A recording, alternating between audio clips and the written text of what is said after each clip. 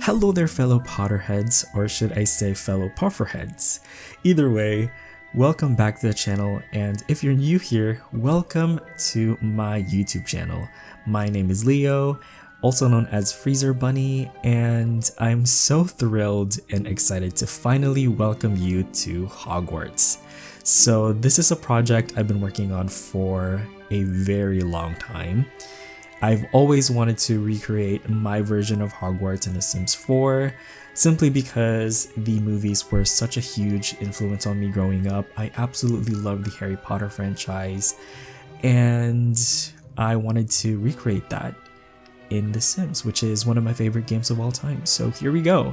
There was a lot of planning involved in doing this. I bought the Harry Potter From Page to Screen book, which in my opinion is the Bible if you ever want to recreate Hogwarts, because that book had the official floor plans that they used in the movies. So this version of Hogwarts was heavily based on that. So this is going to be more of a movie version, I will say. But it's also going to be referencing a lot of the books as well, because we don't actually see a lot of the areas in the movies, like some of the common rooms, for example. So in that case, I will definitely be using references from the books. For the record, I haven't actually read the books myself, except for the first book, which was gifted to me back in first grade. I don't know why I never really got into them, but I did use the wiki, thankfully. We have a lot of resources online that basically give us access to some of the information in the books, as well as some of the information on Pottermore as well. So I was able to use those in some of the areas that weren't really covered by the movies.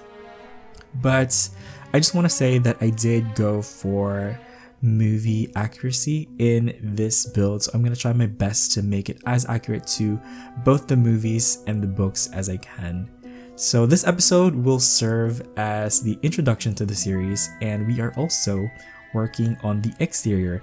Now, for the most part, the exterior will stay the same all throughout the series. However, we will be working on it a little bit more as we work on the furnishing, because some things had to change, like some rooms had to be enlarged, and also the window placement, because the window placement is really more so determined by what the furniture layout is going to be, which I don't know at this point. So a lot of the exterior is not going to have like the final version of their window placement whenever you see them in screenshots or in the floor plans for the preview videos that I'm going to be showing in this video.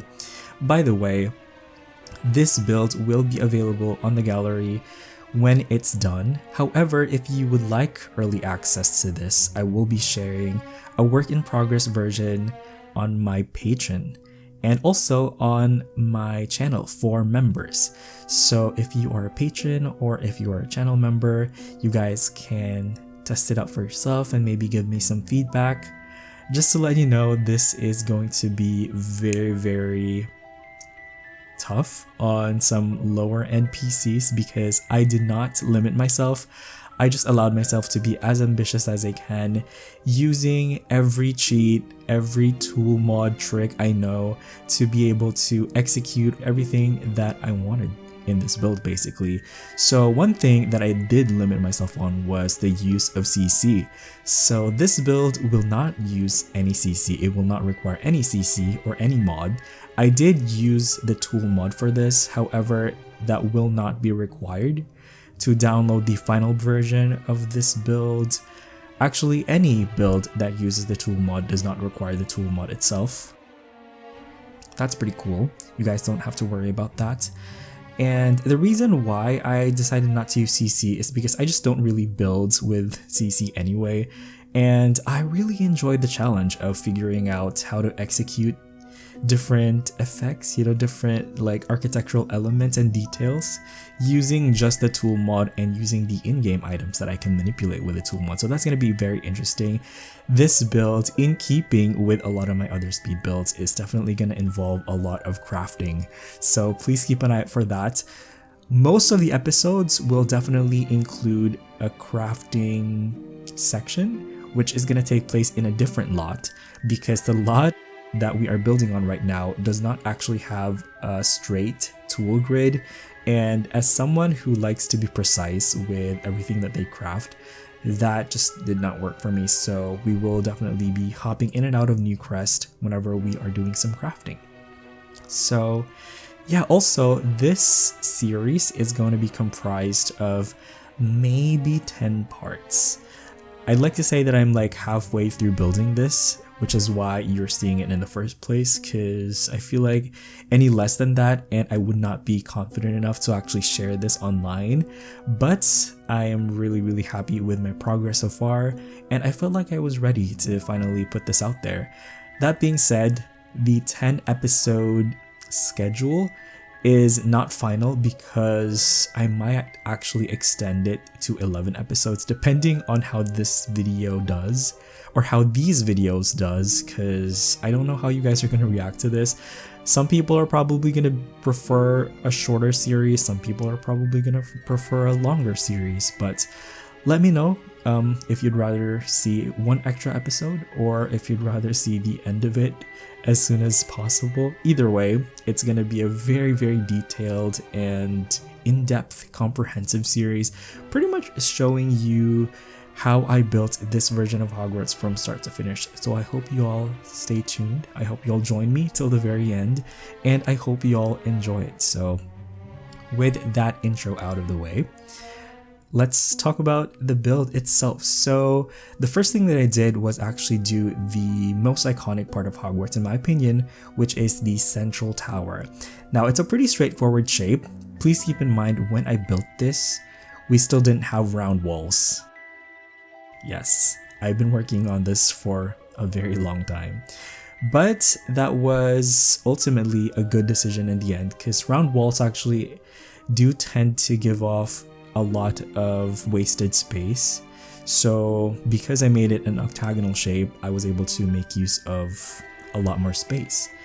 Anyway, the main thing that was challenging for me with the central tower was to make the roof as pointy as possible. So you guys saw me do this trick where I raised the roof up using a foundation, and I just stretched the eaves of the roofs out so that it would look like it's covering the entire footprint of that tower.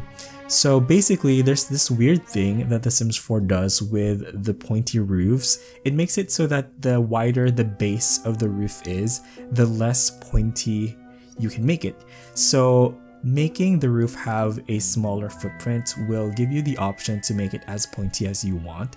So please keep that in mind whenever you are working on pointy roofs. And as you can see, I will be doing that trick all throughout this build, especially with some of the towers. Right, so moving on from the central tower, we worked on the Great Hall and also the Viaduct Courtyard. Now you guys will see me do some layering of some windows and some arches to create kind of like that gothic detail effect, which I really enjoyed.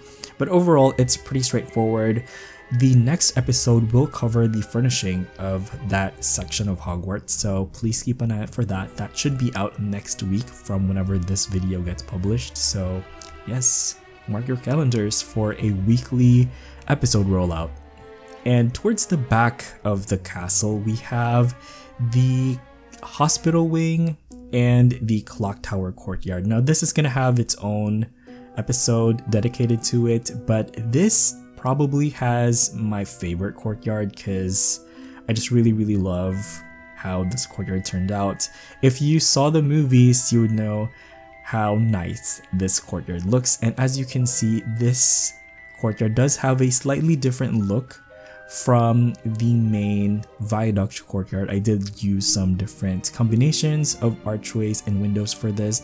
I would have liked this courtyard to be a little bit bigger, to be honest, but I think it still looked really nice. Keep in mind, I was very limited with the amount of space that I had building this, so some things did have to change, but I did keep a very close eye on the proportions of everything, making sure that everything looked right, nothing looked off, and also making sure that everything was functional.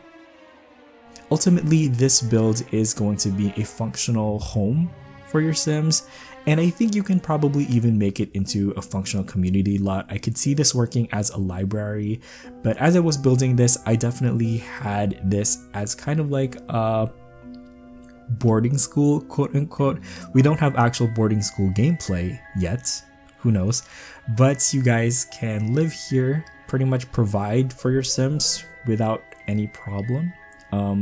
All of the common rooms will be in this build, and the common rooms will also have their own separate individual episodes covering them, so keep an eye out for those. But for those who are curious, yes, there is going to be dormitories, and each dormitory is going to have 3 beds each. So that's a total of 6 bedrooms for all of the house, and each bedroom is going to have 3 beds. So plenty of space for you to move in your sim self and basically live your best Hogwarts life.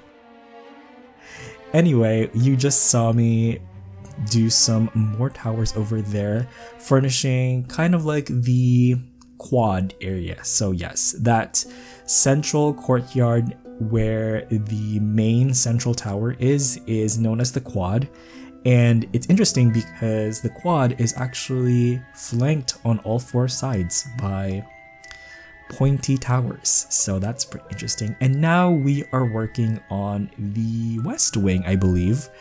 I don't know if this is officially the West Wing, but just for reference, I'm gonna be referring to it as that, because I don't believe they officially labeled any part of Hogwarts as the East or the West Wing. Based on my research, I found out that there were a couple of wings. So obviously we have the East and West Wing, and we also have the Hospital Wing. So I will be referring to those. The main area where the central tower is located is going to be referred to in this series as the East Wing. So yeah, just please keep that in mind. If it's wrong, you're welcome to let me know, but I'm just going to be using that as reference. So yeah, the West Wing is going to contain the Ravenclaw common room, which is actually the tower that we're working on right now. So this is one of the towers that it's going to change a lot, because I realized that it's not going to be enough space to accommodate all of the stuff I wanted to fit in there. But for a lot of the screenshots, it's going to look like this. Just keep that in mind. Obviously, a lot of adjustments had to be made as we worked on this series, but I think that's to be expected for something that is as big and as complicated as Hogwarts. But overall, I was really happy with how I managed to shrink this section, because this definitely was much larger in the reference material. And actually, this part of Hogwarts also had a courtyard that ended up not being fully enclosed just because I just didn't have space. I guess I could have made it fully enclosed, but that would have made this whole area more claustrophobic, so I decided against that. And yeah, basically this is where a lot of the classrooms are going to be located eventually. And now we're moving on to probably some of the more recognizable sections of Hogwarts, which is the Astronomy Tower, which at some point was also where the Transfiguration Classroom is located. This is going to be where the Transfiguration Classroom is also going to be located in this version of Hogwarts. And this is the section of Hogwarts that did change a lot throughout the movies. Like, I think every 2 movies, this tower changed. So basically, this started off as the Transfiguration Classroom. It was just a flat kind of like area. I think it was a 1-story area. It wasn't even a tower at that point. And then it became the Dark Tower in like the third movie where they kept Sirius Black. And then towards the later part of the films, it became the Astronomy Tower where we know, spoiler alert, Dumbledore gets killed by Snape or whatever. So yeah, a lot of dramatic stuff basically happens in the Astronomy Tower. So I guess they probably needed a place for that was somewhat prominent. So it's probably why they changed it. Also, I think that's also where they had the Defense Against the Dark Arts classroom at some point. But this area right here that we're working on right now is actually where I ended up putting the Defense Against the Dark Arts classroom, because I feel like it fit, the shape of this area fit with the layout of the Defense Against the Dark Arts classroom. So I was really happy that I was able to make room for that. Yeah, like I said earlier, this is going to be a livable space, and I put a lot of emphasis on the classrooms as well as the common rooms for this. And of course, the main areas as well, like the Great Hall, the Grand Staircase. There's also going to be kitchens and all of that good stuff. I put a lot of work and detail into this, and definitely a lot of passion as well. So I hope you guys stick around and see the final thing unfold. But yeah, you guys just saw me put in a round window there on the Astronomy Tower because I just needed that for reference. Luckily, we do have some round windows. We have that Art Nouveau window from Realm of Magic. I think now would be a good time to say that Hogwarts wasn't just based on one real-life location. They actually took bits and pieces of actual real-life castles and cathedrals to make up Hogwarts. So the West Wing, as I told you guys earlier, was actually based on the Durham Cathedral, and the back area where the library is going to be located, as I was talking about the Defense Against the Dark Arts classroom, that kind of area is based on Alnwick Castle, and I believe some of the courtyards were based on Gloucester Cathedral as well. So really interesting mix of different medieval areas, and yeah, it's definitely obvious if you are somebody who is familiar with architectural history, because some of the areas of Hogwarts look like they're cathedrals. Like the West Wing in particular looks like a cathedral. But yeah, I thought it was a really interesting take on how to make this look more, medieval, because Hogwarts was founded in the 9th century, I believe. But yes, we're approaching the end of this video, and right now we're just working on some small details as well as some of the bridges, which are a pretty famous aspect of Hogwarts as well, because actually Hogwarts is, like I said earlier, divided into 3 different wings, and obviously those wings had to be connected in some way, and that is why we have bridges. So as you can see right now, I'm working on the viaduct, which in my opinion is the most famous and maybe even the most controversial bridge, because this got moved towards the later part of the film, and I haven't heard a single person that liked where it ended up in the final films as well as the Fantastic Beasts films. So let me know if you like the location of the viaduct in the final films, because I personally prefer the original location, because it makes sense as a castle because it had to be defendable. It doesn't really make sense to have such a big opening when you think about it. And we just worked on the stone bridge, which is not a functional bridge in this version of Hogwarts, but it is there in the movies. And yes, all of these bridges are named, by the way, so I will be referring to them by their actual name. So yeah, the stone bridge is built using that Gothic arch from Get Famous, and I think it looked really nice. It's very white compared to the rest of Hogwarts, but I think it provides that nice little bit of contrast. And I believe that bridge is supposed to connect the lookout tower to the West Wing. And lastly, we are working on the suspension bridge, which is a bridge that connects the central area of Hogwarts to the Astronomy Tower courtyard, which we actually have. The Astronomy Tower courtyard is a really small courtyard. And yeah, this is a really fun little bridge, I guess. I really wanted I don't know what to call them actually now that I think about it. I really wanted this bridge to be attached to the walls of the castle itself, but unfortunately, because I didn't have anywhere to do that in one of the corners, I ended up making it kind of like a standalone suspension bridge with its own pillars. But I think it worked out in the end. I'm really happy that I was able to build it over here. And once again, I liked having all of the different bridges because, you know, it just gives Hogwarts that added level of detail. So with that being said, it looks like that is going to be it for this first part of this epic Hogwarts build. Hopefully you stick with me through to the very end. And before I go, I would like to officially reveal my Hogwarts house. Right, so I'm very excited to say that I am a proud Hufflepuff. And yeah, let me know what your Hogwarts house is and what you think of the series so far. But with that being said, I just want to go ahead and say thank you all so much for watching till the very end. And I hope you all enjoyed this video as always. Thank you guys so much for watching. You all have an awesome day. And I will see you guys next time. Bye bye.